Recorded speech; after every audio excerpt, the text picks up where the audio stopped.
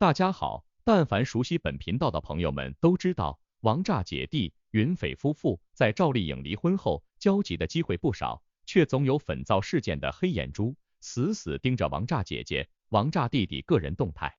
去年，崔谷赵丽颖、冯绍峰的二婚怪风向，简直从年头吹到了年尾，特别是两人前后脚出现在横店的时候，更让复婚的风成为了最热的搜。因此，即便王炸总有各式各样的机会同台或者碰面，却总是缘牵一面。好玩的是，告别了魔幻的2022年，来到了诡异的2023年，这机会再次出现了。而且，王一博的确需要换个 title， 该改名，改命。说到这，您觉得呢？那么，为什么申万我会这么说呢？视角永恒359度，观点永恒与别不同的申万我，对数字游戏为主的娱乐圈，从2年前批判到了3年后，特别是针对谣言大本营的那些赌心事。在粉皂事件前后，申万我算是全网讲的最多、深扒最硬的人了，没有之一。2023年的跨年晚会结束了，粉丝的仗打完了，然而卫视的仗还没打完，江苏卫视、湖南卫视、东方卫视都发战报了，说自己第一，只有浙江卫视保持沉默。因为浙江卫视跨年晚会确实太差了，找不到领域说自己第一。现在有很多计算收视率的平台，总有一个平台是对自己有利的，所以就挑这个说。江苏卫视的战报有点水，因为他们说的是汪建收视峰值时段排名第一，多时段全国第一，修饰词、限定词越多，说明第一的水分越大。江苏卫视的阵容还是挺强的，找到了王源和王俊凯2大顶流。实力派歌手还有李宇春、张杰、薛之谦等。再来看湖南卫视，他们是跨年晚会的鼻祖，明星阵容很强大，顶流有杨幂、杨紫、龚俊、华晨宇。实力派歌手很多，因为有很多浪姐批歌。湖南卫视的战报写得很清楚，无网收视夺冠，长短视频播放量位列各家卫视跨年晚会 TOP 1。除了和其他卫视比，湖南卫视还和自己比。芒果 TV 直播累计观看人数比去年涨了 31%。最后来看东方卫视，他们的战报做得最好，因为把明星带上了。时代少年团是19点档收视冠军，任贤齐和小鬼是20点档收视冠军，在就业男团是21点档收视冠军，王一博是22点档收视冠军，赵露思是23点档收视冠军，张艺兴是0点跨年档收视冠军。这些粉丝可不管战报是不是真的，反正一直在转发。东方卫视今年的投入应该是最大的，因为请了好多顶级流量，这是湖南卫视以前喜欢干的事情，但今年东方卫视干了。比如王一博、张艺兴、时代少年团、刘雨昕、虞书欣、赵露思等，所以东方卫视跨年晚会的热度肯定第一。至于电视的收视率，湖南卫视第一比较靠谱。之所以江苏卫视、湖南卫视、东方卫视多说自己第一，主要还是因为要向赞助商交代，收视率越高，热度越高，曝光率越高，金主大大才越开心，下次才会继续赞助。东方卫视为了获得热度，不惜让王一博粉丝和张艺兴粉丝 battle。东方卫视本来答应让张艺兴压轴，让张艺兴在0点之前表演节目，可是后来又让王一博在0点之前宣传电影。因此，这一次的跨年晚会，东方卫视绝对成为了最大的赢家。自从节目单开始曝光之后，各大卫视也都开始预热自己的晚会活动。但是从节目单就能够感受到，东方卫视一定会吸引更多的关注，因为该卫视邀请到了很多当红的流量艺人。当然了，让大家没想到的是，手握多张王牌的东方卫视竟然也翻车了。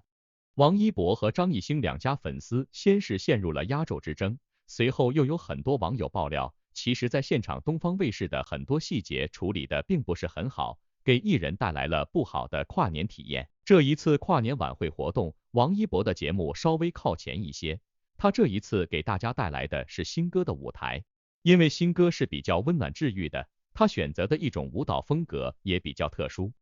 相比较之前燃炸的舞台，这一次走的是清新脱俗的路线。王一博的节目开始之后，东方卫视的收视率一路飙升，收视效果也达到了质的飞跃。在王一博表演的过程中，各大社交平台上也陆续的传出了很多视频和相关的话题。王一博的表演结束之后，大家也都对她有了一种全新的认识。张艺兴的节目是比较靠后的，为了这一次的跨年晚会活动，他做了很多准备，造型也是精心设计过的。这几年，张艺兴一直都在坚持自己的舞台梦想，他也希望自己的舞台能够被更多人看到。张艺兴同样也是一位非常有特色的舞者。张艺兴之前在采访中曾经提到过，他可以为了舞台放弃自己的生命，从他的舞台中，大家也能够感受到，每一次他都是在全力以赴。这一次的晚会活动结束之后，有网传消息称，张艺兴这一次跨年晚会的体验感并不是很好。最主要的还是因为东方卫视现场的很多细节存在严重问题，因为一些特殊的原因，张艺兴上场的时间没调整过，上场之后提词器和耳返也都存在很多问题，甚至在刚开始的时候伴奏都放错了。张艺兴对于舞台真的是非常严格的，面对这样漏洞百出的舞台，他本人也是非常难以接受的，只能说这一次东方卫视确实没能够把握好现场的设计。这一次，王一博设计的是光脚跳舞，在彩排的过程中，因为地板太滑，险些滑倒。张艺兴在正式舞台的时候，也因为地板滑的原因，险些导致失误。好在两位舞者的业务能力都非常强，及时的化解了失误。其实关于压轴的问题，完全没有继续争论的必要。不同的艺人有不同的风格，也有自己的受众群体，刻意的风向和争论只会导致双方的路人缘都变差。当然了，背后搞事的资本是不会在乎的。王一博和张艺兴本身都是非常优秀的舞者，而且之前两人还在节目中有过合作，在舞台上他们也应该是百花齐放的，并不是要一争高下。申万我只想说，被人利用的罗生门是个相当烧脑的问题来的，因为看不清真相就会陷入迷茫。这就跟赵丽颖粉丝造反事件的前因后果一模一样。受害的最终还是两个相当无辜的当事人。这次的压轴事件完全同款。当然了，申万我依旧欢迎您的不同意见和理据。当然了，资本的力量是无处不在的，除了明眼人直接指名道姓的东方卫视以及无名博纳，其实更多的博弈还在背后，即便各自的目的或许小到别人看不到。当然了，资本也不是万恶的。因为资本只是逐利的存在，申万我有时候甚至感觉有些资本玩的把戏还特别的带感和有趣。比方说，那些看上赵丽颖的资本，说起目前娱乐圈中的一线女星，凭借花千骨一举成名。在《楚乔传》中大放异彩的赵丽颖，必然是榜上有名的一位。她不仅拥有出色的颜值，自身的演技更是无可挑剔。现在溜粉的传说继续流传，听闻赵丽颖即将在其古装大女主首搭杨洋领衔出演，设定不输楚乔、风兰溪。2006年，赵丽颖首次踏足影视圈，随后相继出演《南越王》、《锁清秋》、《新还珠格格》、《宫锁珠帘》、《陆贞传奇》、《姗姗来了》等诸多作品。2015年，因为一部《花千骨》的热播，赵丽颖凭此一举成名，不仅积累了踏足一线的人气，演技更是被广泛认可。自此之后，她的影视剧资源便像是收不住了一般，接连不断。花千骨之后，赵丽颖先后与陈伟霆、张翰、林更新、王一博等一众当红男星共演了《蜀山战纪之剑侠传奇》、《老九门女汉子真爱公式》、《楚乔传》、《有匪》与《凤行》等不下20余部经典之作。因为2017年的一部《楚乔传》，赵丽颖可以说是直接奠定了收视女王的地位，凭借楚乔一角火遍全网，即便是现在已经过了5年之久，依旧是被观众们奉为经典的存在。当然，除了以上诸多作品之外，赵丽颖后来主演的《谁是凶手》、《幸福到万家》、《风吹半夏》等几部现实题材作品也是步步经典。如今又有消息爆料，赵丽颖要在其古装大女主，一时间可谓是热度拉满。这次关于赵丽颖在演古装大女主剧的消息，是源于一部名为《七皇令》的新作宣发。因为该剧日前官宣了启动，而作为领衔女主的人选便是此次说到的赵丽颖。除此之外，在该剧宣发了启动和女主之后，还顺势爆出了一位人气男主的加盟，他就是颜值、演技、人气俱佳的杨洋。对于杨洋，想必热情吃瓜的观众们是再熟悉不过的了。作为新一代演员中的领军者，杨洋自出道之后相继主演大剧无数，塑造的经典角色更是多于繁星。比如微微一笑很倾城及其角色肖奈，全职高手及其角色叶修，你是我的荣耀及其角色于途，且是天下及其角色风兰溪等等，如今的杨洋不止在人气上居高不下，自身的演技也是日渐精湛，无论是对于作品的把控还是角色的诠释，都可以说是登峰造极。现在又被爆出首搭一线女星赵丽颖，让观众怎么能不期待？而且根据这部《七皇令》的简介来看，该剧对于男女主的设定颇具可塑性，无论是形象、性格还是线索，关系都十分精彩，一点不输两位主演早已诠释成名的楚乔、风兰溪。也就是说，观众们又可以看到一场视觉盛宴了。目前，有关这部新剧的启动已经宣发，作为主演的赵丽颖、杨洋也相继得到了公布，大致的开机时间定在了第2季度。新万我相信下一波的溜粉也是日常安排来的。这就像2023年春节电影档的各方角力，注定是没完没了的。梁朝伟、王一博、周迅等演员主演的电影《无名》定档1月22日大年初一上映。至此，确定在1月22日上映的电影已经有4部，除了《无名》外，还有全民关注的《流浪地球2》、《满江红》和每年都不缺席的《熊出没》系列电影《熊出没伴我熊心》。有趣的是，和常规电影定档是由片方发定档消息不同，《无名》定档是由王一博在跨年晚会上官宣的，在他透露电影将在大年初一上映后，片方才确认了消息并发布定档海报。这自然是影片宣传中的重要一环，和社交平台发物料官宣定档相比，跨年晚会万众瞩目，选在这个场合宣布定档更加有关注度，能为影片宣传一波。片方的希望没有落空，王一博宣布影片定档后，顺利上了热搜，炒了一波话题。与此同时，由王一博宣布定档，也侧面反映出片方对王一博的看重，以及对他的影响力和流量的认可。尽管演员番位上，王一博让位给资历更老的梁朝伟，排在第2位，但其实网友们都很清楚，作为新生代偶像，王一博是实打实的顶流明星，电影主要靠他拉流量和拉动票房。而且新万我提到多次的辱华概念，更加是资方特别害怕和担心的，这您懂的。值得讨论的是，无名定档，抛开受众群有限的熊出没动画片，目前春节档已呈现出3足鼎立的态势，其中《流浪地球2》稳坐无可撼动的位置，夺得春节档票房冠军没什么悬念，毕竟上一部《流浪地球》票房高达46.86亿，是一个很重要的参考坐标，续作票房不会差。看过上一部的观众基本都会首选第2部。其次，《流浪地球2》有了更大的信心和底气，相对于前作制作上翻了几倍，正常来说品质会有进一步的升级，这样口碑就不会差。大制作、好口碑，加上刘德华和吴京这对王炸，差不多锁定了春节档票房冠军的位置。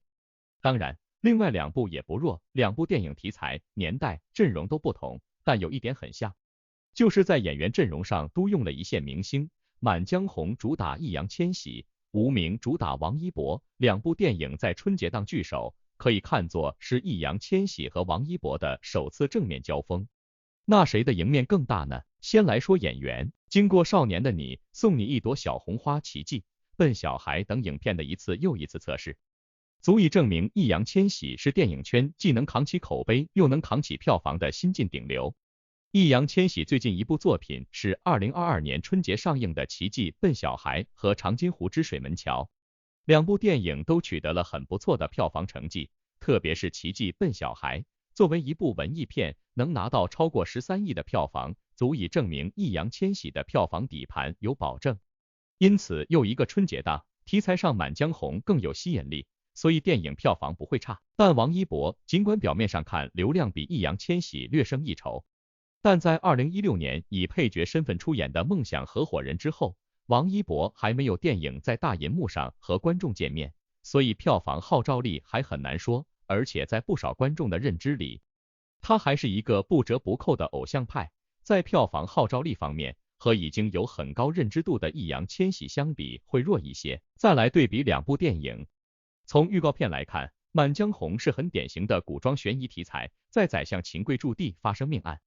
密闭空间内的推理探案过程，而且沈腾和岳云鹏加盟，肯定会有喜剧成分。导演张艺谋近几年每部作品口碑都不错，而且去年春节档的狙击手也拿到了6亿票房。不出意外的话，演员阵容更强的《满江红》票房会相当不错，而《无名》则是历史悬疑。从此前发布的预告来看，王一博和王传君的对手戏还有点黑色幽默。但需要注意的是，导演程耳是一个很有个性的类型片导演，上一部作品是2016年的《罗曼蒂克消亡史》，因为过于文艺，加上独特的画风，有些曲高和寡，票房仅1.22亿。不过时间过去6年多，电影市场有了很大的变化，守着春节档，《无名》票房表现肯定会更好。但两部作品相比，综合电影本身和春节需求两方面，《满江红》的赢面显得更大一些。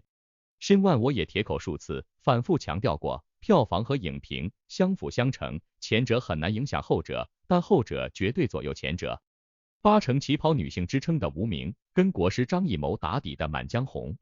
影评方面、口碑方面，似乎已经成为了一条必须思考、必须跨过的鸿沟了。这些问题对于片方而言，就是更多脑力方面的角逐了。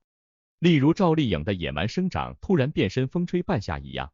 对于申万我而言，思想永远是获胜的法宝，所以申万我频道永远都追求独立的灵魂和超然的视角。您有没有感觉到呢？有时候辩则通，通则达，于是乎，申万我也是乐了。因为现在的赵丽颖一下子就变成热嬷嬷了。1月3日，2023年北京广播电视台春晚主题，我与春天有个约定正式官宣，瑞兔迎新春，奔赴新征程。1月22日大年初一19点30分播出。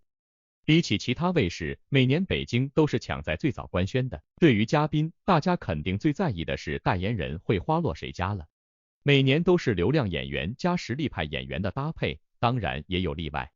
今年北京春晚的女代言人是赵丽颖，至于男生目前人选还没出来，那么根据以往的代言人名单，大家实在可以放胆猜测一下。2019年蔡徐坤、杨幂，2020年肖战、杨紫，2021年迪丽热巴、王源，2022年葛优、Angelababy。今年轮到赵丽颖了，那么您猜今年男生的条件刚刚好是什么呢？申万我提醒一下的是，党媒官媒是严拒各式各样存在争议性人物的，这一点但凡熟悉本频道的朋友们恐怕都是知道的。结果今年跨年晚会虽然参演艺人的整体表现不佳，真唱的不好听，假唱的不好听还假，让人更觉内娱无望，但在风向和作妖这块，明星们更是主动或者被动的冲上了风口浪尖之上，其中越来越豁出去的杨幂就是主动辣眼睛的表表者。至于被动的例子，最有意思的莫过于张艺兴和王一博两个大男人抢压轴的最炸奇闻了。张艺兴粉丝死咬着王一博不放，讥讽王一博是压轴刺客，倒也不是无的放矢，因为结合该卫视之前的预热物料来看，当晚的0点压轴表演原定的确是资历更深的张艺兴，但后续操作时却突然挤出来了2分钟让王一博宣传电影。所以从结果来看，张艺兴粉丝意难平，其团队下场内涵较屈，完全是可以理解的。但是要说这事儿是王一博主观上想抢风头，也肯定不算客观，因为该卫视对王一博这个顶流并没有特别看重照顾，前期宣传就没有给王一博多少发挥的空间。明知道王一博表演的是赤脚跳现代舞，也没有事先做准备帮他清场，导致他在跳舞期间手脚多处都被舞台上残留的塑料亮片割伤，所以这个临时宣传电影的骚操作，申万我已经第一时间提到了，也就是大概率的是片方争取到的，只是这种操作实在是不体面，不仅搞得张艺兴和王一博彼此难堪，对电影大概率也起不到什么正面的宣传作用。当然了，只要热度在，片方也是在所不辞的了，毕竟压力太大，胜算不足，很多压箱底的办法该用的都得用，您说对不？作为当事人，王一博真的是太冤了，不论精神上的诟病还是身体上的伤害，都让王一博一个人扛了。申万我刷到一段王一博一瘸一拐的去上班的视频，相关视频当然欢迎您到短视频区自助一把，顺便共情一把。值得一提的是，视频里王一博特别谦虚的低头和前辈握手，而后者的态度相当耐人寻味。王一博之后一瘸一拐的继续上班了，说到这可能又有人要杠。谁能不受伤？这有什么可说的？然而，受伤的前因后果知道的更多，或许共情的更易。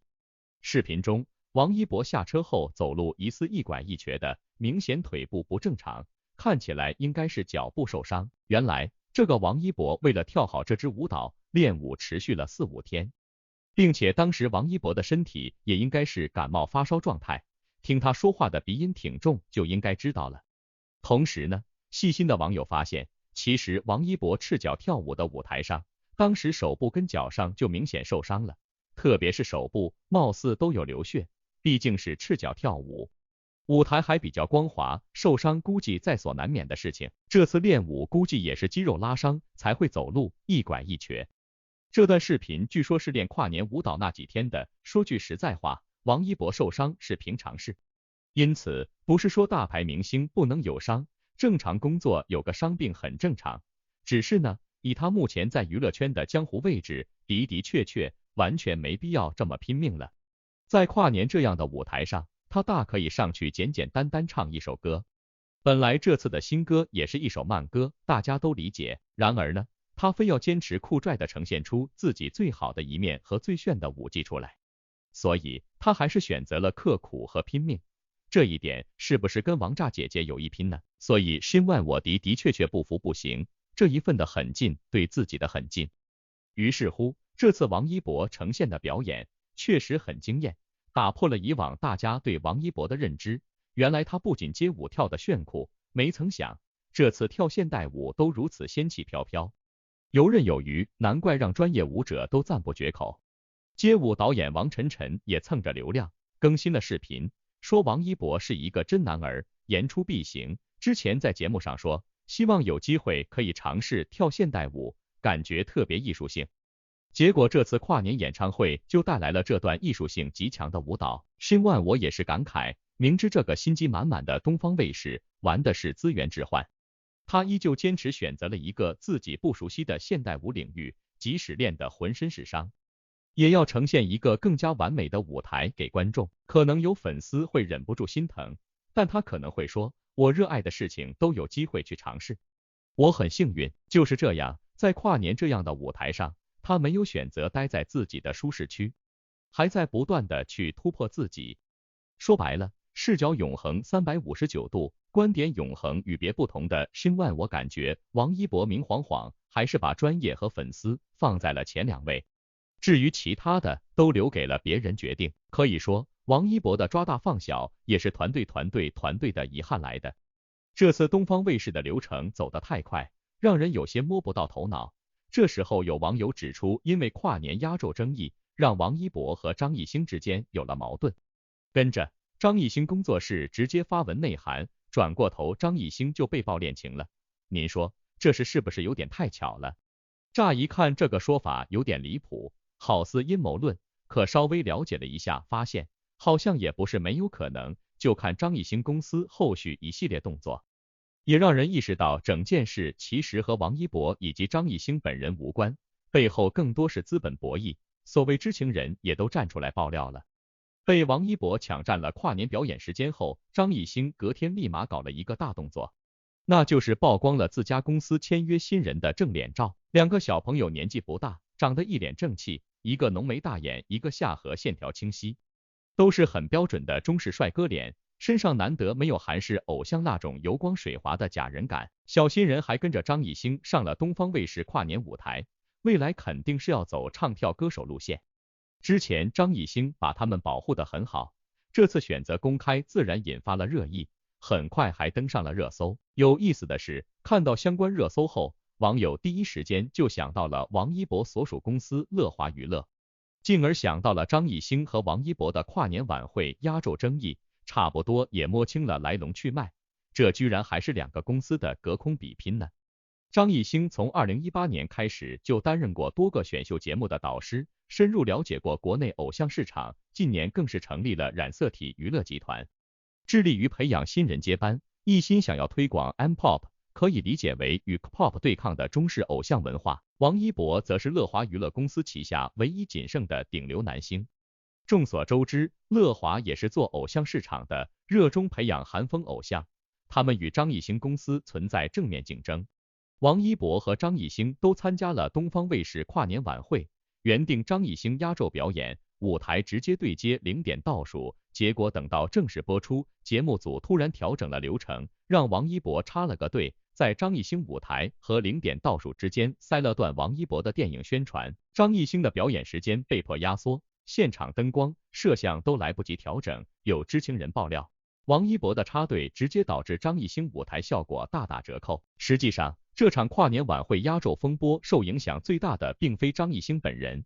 他还是成功表演完了2首歌，但他带上台的2位新人却失去了唱歌和展示特长的机会，在昏暗的灯光下匆忙跳了一段舞就结束了，演艺生涯第一个舞台初亮相就这么被破坏掉了。这下彻底解惑了。王一博和张艺兴2个人都在娱乐圈有一定地位，未来发展方向明显不同。王一博转行去演了电影，张艺兴则一心深耕音乐市场，2人有过多次合作，按道理没必要为了一个跨年晚会压轴打架，但要是涉及背后公司争斗，那就不一样了。对乐华来说，张艺兴公司的新人一旦出头，必然会分走蛋糕，他们旗下新人还都是韩风路线，放到现在的内娱环境中，获得的好感度远不及张艺兴培养的中式偶像。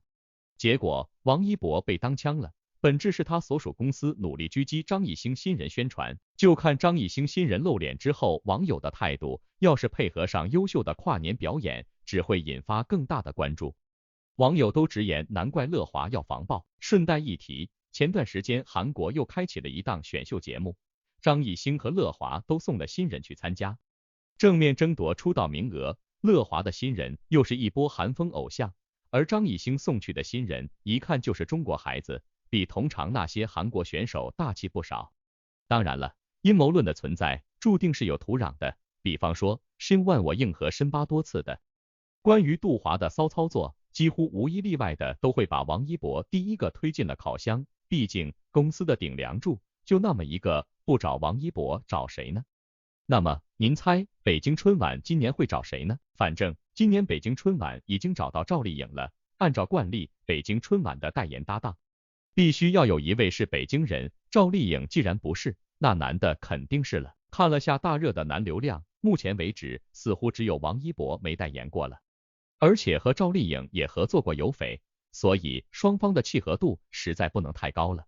当然了，再过几天就要官宣了，男代言人的神秘面纱也会揭开的。这一回您期待云匪重逢吗？而且还是红色官方指定的那一种。赵丽颖能成代言人，可能与去年幸福到万家是北京收视年冠的原因。另外，赵丽颖也算是85花里有名的女艺人了。年底刚播完的风吹半夏成绩也很好，确实不错。和林更新合作的与凤行也会不久播出，赵丽颖的热度肯定又能刷上一波楚乔2一样的高峰值，您说对不？顺便一提的是，虽然在跨年晚会中，北京卫视从来都不占优势，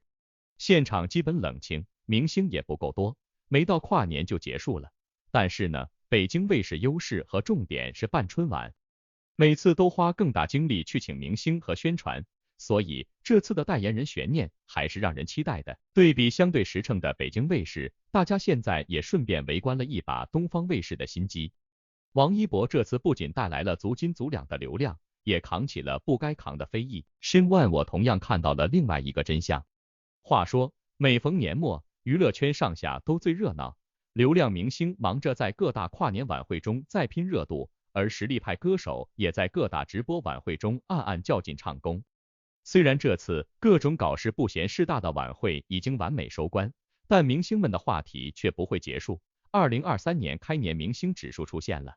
根据某指数公布的前10排行榜，上榜明星们的指数一览无余。虽然这是2023开年指数，但某种程度上来说，却代表了上榜明星们在跨年晚会中的表现火力值。所以，最终能看出哪位明星在晚会中人气最高，让人意外也不意外的，当属排在第一的王俊凯。这次榜单的前3当中，王俊凯以3.63亿的指数排在第一，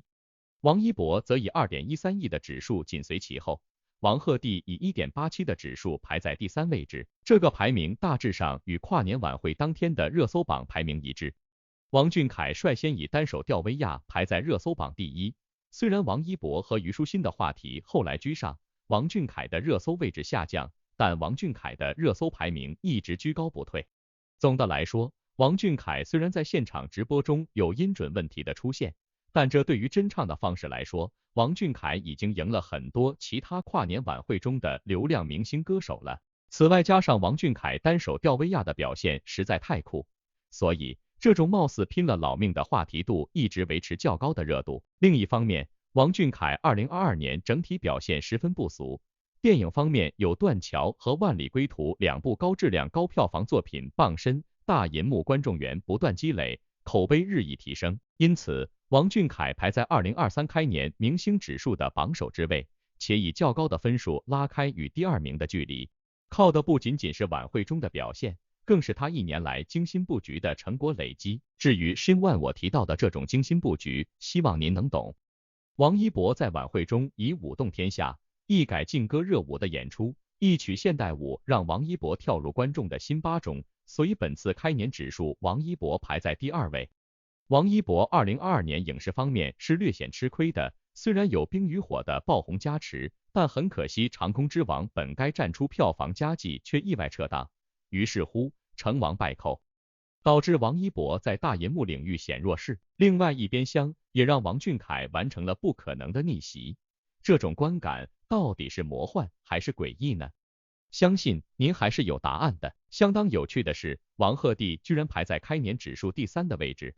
这个奇妙的位置应该是最没有悬念的。虽然跨年晚会中王鹤棣的表现并没有获得相对较高的热搜位置，但他仍然有苍兰诀的人气底子支撑。而且跨年0点时刻，王鹤棣穿过人群快速奔跑与何炅拥抱时，更凸显出他的人品。一直以来，王鹤棣都是非常感恩懂得回报的人，他感谢何炅的帮助，第一时间想到了失去父亲的何老师，是最需要在0点被拥抱关爱的人。这种知己知彼，扬长避短的高情商背后明晃晃是有高人指点的。